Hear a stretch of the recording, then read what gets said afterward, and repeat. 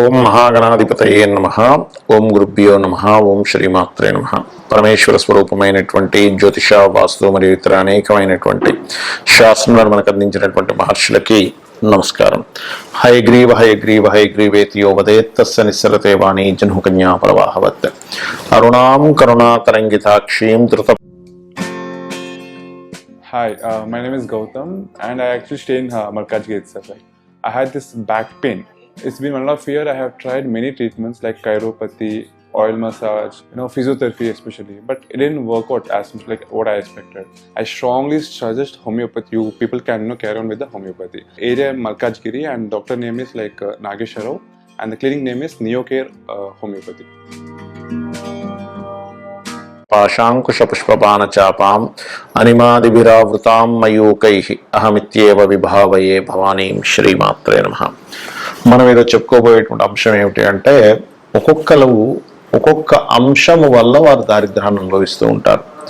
అందులో 12 లగ్నాల వారికి ఒకవేళ లగ్నం తెలిస్తే లగ్నం నుంచి ఫాలో అవ్వండి, లేనట్లయితే 12 రాసులు తీసుకోండి. లగ్నం తెలియదండి, కొంతమందికి టైమ్ ఆఫ్ బర్త్ నోట్ చేయరు, అలాంటప్పుడు రాసి చూసుకుంటూ ఉంటారు. అటువంటి వారు కూడా ఈ యొక్క అంశంలో, అంటే మీరు ఏ విషయాల జోలికి వెళ్ళడం ద్వారా మీకు దారిద్ర్యం అనేటువంటిది ప్రారంభం అవుతుంది, ఎటువంటి పరిసరాలు మీ చుట్టూ ఉండకూడదు, ఇవి కనుక తెలుసుకోగలిగితే మీకు దారిద్ర్యం అనేటువంటిది మీకు దరిచేరదు. గుర్తుపెట్టుకోండి, ఇది ఒక్కొక్క లగ్నరీత్యా ఉంటుంది. దానికి మంత్రం కూడా ఏం చేసుకోవాలనేటువంటిది ఉంది. ముఖ్యంగా లగ్నము రాసి ఏమీ తెలియని వాళ్ళు కూడా ఏ మంత్రం చేసుకోవాలో కూడా చెప్తాను, దారిద్ర్యం దగ్గరికి చేరకుండా ఉండడానికి.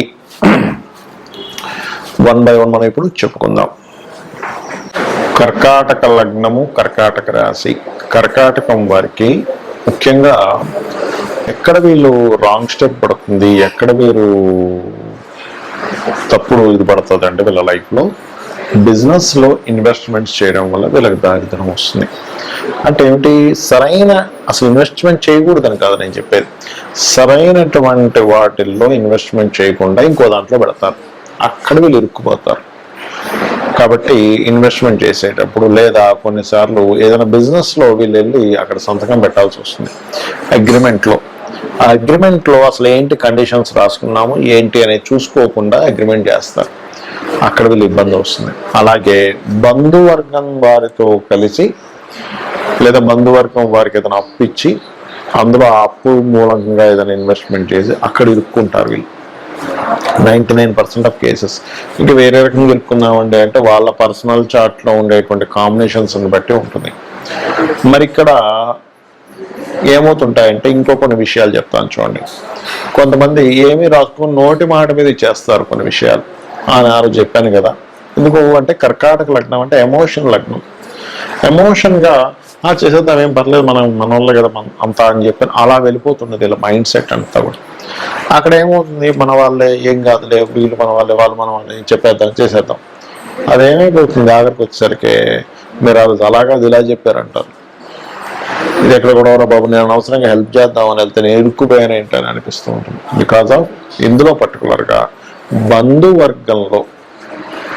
బంధువర్గం మూలంగా బంధువర్గాలకి ఇన్వెస్ట్మెంట్ చేసి వాళ్ళతో ఏదో మనం ఇవన్నీ ఈ రాతకోతలు ఇవన్నీ ఏం చేసుకుంటాం, మొహమాటానికి పోయి మనం ఇవన్నీ రాసుకోవడాలు ఇవన్నీ చేస్తే మన యొక్క విలువ పోతుంది, లేకపోతే మనల్ని కమర్షియల్ అనుకుంటారేమో అని వీళ్ళ ఎమోషన్గా ఉండేటువంటి లగ్నం అవ్వడం వల్ల ఇక్కడ ఇటువంటి ఇబ్బంది వీళ్ళు పడతారు. గుర్తుపెట్టుకోండి. కాబట్టి పర్టికులర్గా మీరు ఇది బంధువర్గమా, బయట వాళ్ళ, ఫ్రెండ్సా, ఇవన్నీ పెట్టుకోకుండా బాబు నీకు నష్టం కలగకూడదు, నాకు నష్టం కలగకూడదు, కాబట్టి పేపర్ మీద ఉండాలి అనేటువంటిది ఆ పేపర్ మీద రాసుకునేటప్పుడు కూడా లాయర్ని దగ్గర పెట్టుకొని ఏ బిజినెస్కి ఎంత డబ్బులు పెడుతున్నాము, ఏమిటి పరిస్థితి అనేటువంటిది ఒక క్లారిటీతో చూడండి, గుర్తుపెట్టుకోండి.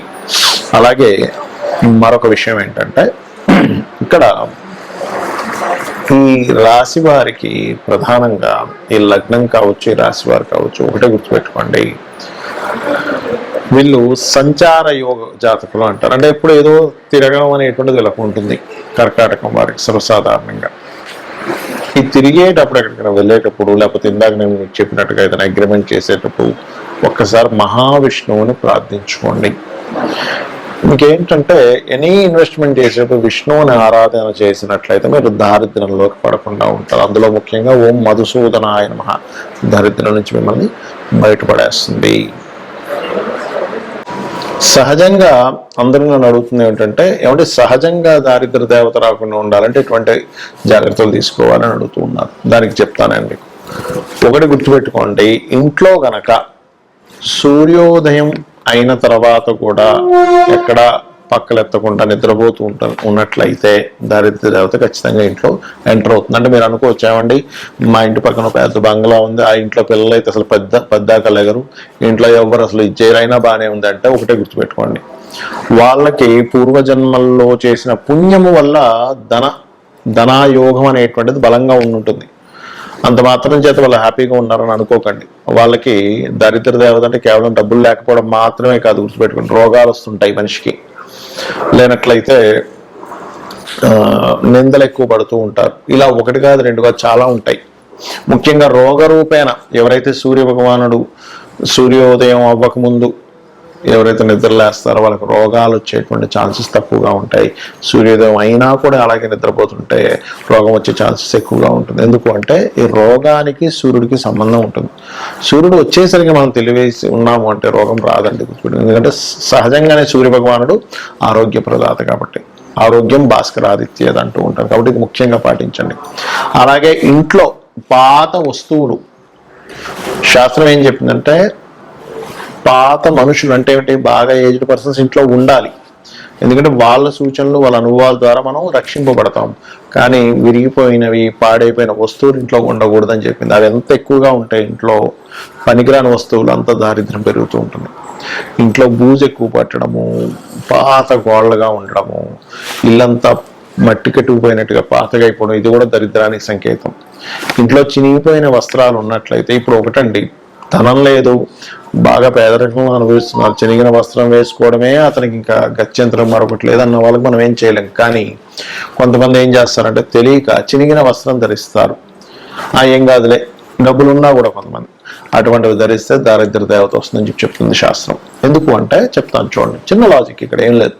చినిగిన వస్త్రం వేసుకుని ఎక్కడికి వెళ్ళాను, చూశాడు, మన మీద అంచనా వాళ్ళు ఆ వ్యక్తికి చినిగిన వస్త్రాలు వేసుకున్నాడు అంటే ఈ వ్యక్తి దగ్గర ఏమీ లేదేమో, చాలా దారిద్రంలో ఉన్నాడేమో, ఈయనకి పెద్దగా మనం మర్యాద ఇవ్వవలసిన పని లేదు అనుకునే వాళ్ళు కూడా ఉన్నారు. అందరూ అలా ఉన్నారని నేను చెప్పట్లేదు. కాబట్టి ఆ యొక్క విషయంలో వస్త్రం చాలా జాగ్రత్తగా ఉండాలి. వస్త్రం చాలా మంచి వస్త్రం వేసుకోవాలని మనకు శాస్త్రాలు చెప్తున్నాయి. అలాగే మరొకటి ఏంటంటే, ఇక్కడ మీకు లగ్నం తెలియదు, రాశి తెలియదు, కానీ దరిద్రం రాకూడదు.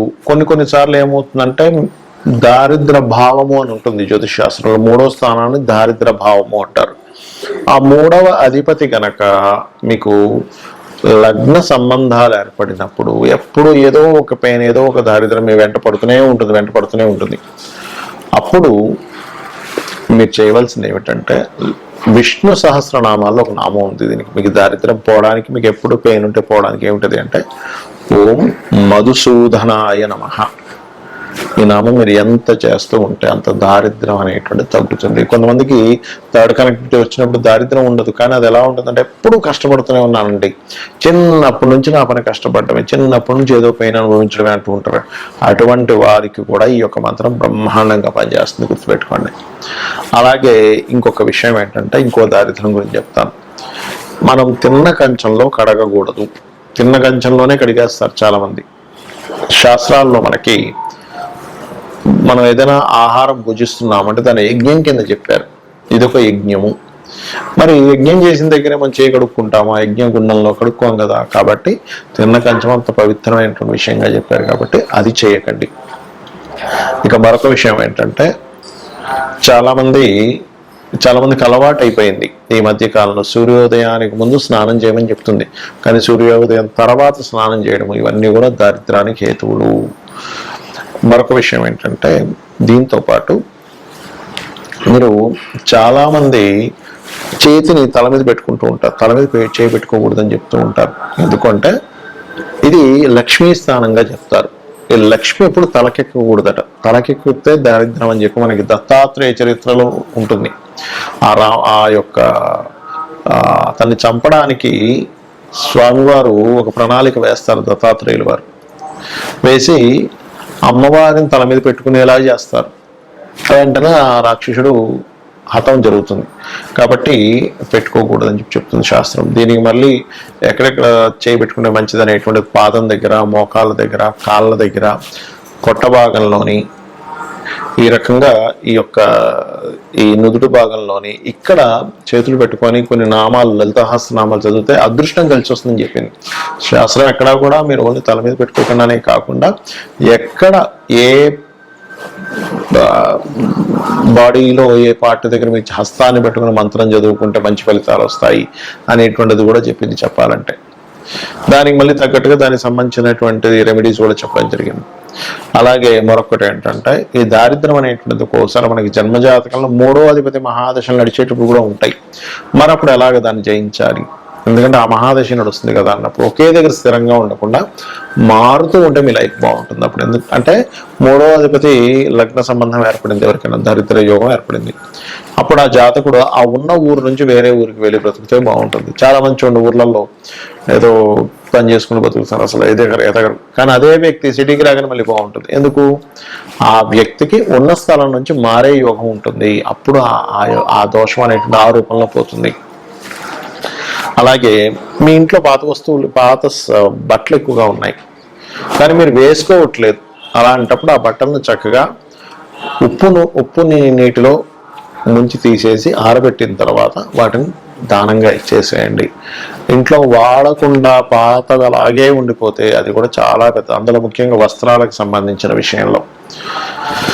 ఇంకోటి ఏంటంటే చాలా మంది ఈ తల మీద ఉండేటువంటి, శిరస్సు మీద ఉండేటువంటి ఈ ఏదైతే జుట్టు ఉంటుందో దానికి లోపల కొంతమందికి డాండ్రఫ్ అనుకోండి, లేకపోతే మట్టి కానీ ఎక్కువగా ఉంటుంది గడ్డానికి, తలకి. అవి ఎక్కువగా ఉండడం కూడా శాస్త్రంలో మంచిది కాదని చెప్పారు. ఇక్కడ మీరు సైంటిఫిక్గా కూడా ఆలోచించినట్లయితే దానివల్ల మనిషికి రోగం వచ్చే ఛాన్స్ ఉంటుంది. రోగమే దారిద్రంగా కూడా చెప్పింది శాస్త్రం. కాబట్టి ఈ యొక్క అంశాలు జాగ్రత్తగా ఉండాలి. మరొకటి, ఎక్కువ దారిద్రం ఎందుకు వస్తుంది అంటే అన్నదమ్ములతో మీరు సరిగ్గా చేయాల్సిన కమ్యూనికేషన్ సరిగ్గా చేయకపోయినా అనవసరమైన ద్వేషాలు పెంచుకున్న దారిద్రం వస్తుందని చెప్పి చెప్తుంది శాస్త్రం. అంటే అన్నదమ్ములతో, అక్క చెల్లెలతో చిన్న చిన్న విషయాలు పట్టుకొని వాటిని ద్వేషంగా మార్చుకొని వాటిని మిస్అండర్స్టాండింగ్గా చేసుకుంటే, ఎందుకంటే 3rd హౌస్ ఇస్ దారిద్ర స్థానం. 3వ స్థానాన్ని దారిద్రము, పరాక్రమము, పౌరుషము, ధైర్యం ఇవన్నీ చెప్పారు. అందులో దారిద్రం కూడా ఉంటుంది. మీరు ఇక్కడ ఎప్పుడైతే మీరు ఇది చేస్తుంటారో అదొకటి. ఇంకా అన్నిటికంటే గొప్పది చెప్తాను చూడండి. మీరు గాసిప్స్ కనుక వాళ్ళు అలాగంట వీళ్ళు ఇలాగంట అని ఎంతైతే మీరు చెప్పుకుని ఉంటారో అదే మెయిన్ ముఖ్యంగా దారిద్రానికి హేతువుగా శాస్త్రాల్లో చెప్పబడింది. దానికి మరి ఏమిటండి పరిష్కారము అంటే మధుకైటబుల వధ అని ఉంటుంది శాస్త్రంలో. మనకి మీరు వినే ఉంటారు, విష్ణువు యొక్క చెవులో నుంచి వస్తారు మధుకైటబులు అని ఇద్దరు.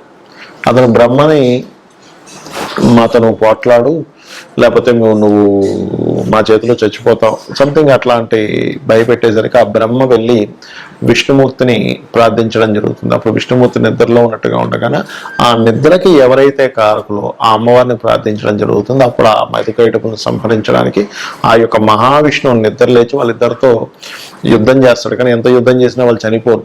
అప్పుడు వాళ్ళు ఏం చేస్తారంటే కాసేపు రెస్ట్ తీసుకుంటా అన్నప్పుడు ఈ అమ్మవారిని అడుగుతాడు మహావిష్ణువు, తల్లి నేను ఎంత సంహరించినా వీళ్ళు చావట్లేదు, మరి ఎలాగా అంటే ఒక ఉపాయం ఇస్తుంది అమ్మవారు. ఏమిటి ఆ ఉపాయం అంటే, ఇతనే వరం ఇస్తా అంటాడు మధుకైటపులు విష్ణువు. నేను మీతో ఎన్ని సంవత్సరాలు 1000 సంవత్సరాలు యుద్ధం చేసిన అయినా సరే మీరు చాలా బాగా యుద్ధం చేశారు, కాబట్టి నేను మీకు వరం ఇస్తున్నాను తీసుకోండి అంటే, వాళ్ళ మతం ఉంటుంది కదా, ఏంటి నువ్వు మాకు ఇచ్చేది ఏంటి వరం, నేనే మీకు వరం ఇస్తున్నా అంటాడు ఆ మహావిష్ణువుకి వీళ్ళిద్దరు. అన్నప్పుడు అప్పుడు ఆ మహావిష్ణువు ఏం చేస్తారంటే, సరే మీరు మాట తప్పకూడదంటే సరే మాట తప్పమంటారు, మీరిద్దరూ నా చేతిలో చనిపోవాలని మహావిష్ణువు కోరుకుంటాడు. అప్పుడు వాళ్ళు ఏం చేస్తారంటే, ఓహో అలాగా అయితే చనిపోతాం కానీ నీరు లేని ప్రదేశంలో మమ్మల్ని చంపాలి అంటారు. కానీ అది మొత్తం నీరే, నీటి మధ్యలో ఇతను శేషపాను పైన ఉంటూ ఆ యొక్క పద్మం నుంచి వచ్చినటువంటి బ్రహ్మగారి చంపుదాం అనుకున్నారు కదా వీళ్ళు. సరైనప్పుడు ఏం చేస్తారు, అలాగే అని ఇతని శరీరాన్ని పెద్దగా పెంచి అతని తొడల మీద వేసి ఇతన్ని చంపేస్తారు. ఇది మధుకైటబుల వధ ఎవరైతే వింటారో వాళ్ళకి కూడా దారిద్ర నాశనం జరుగుతుంది అని చెప్పి శాస్త్రవచనం. శ్రీమాత్రే నమః.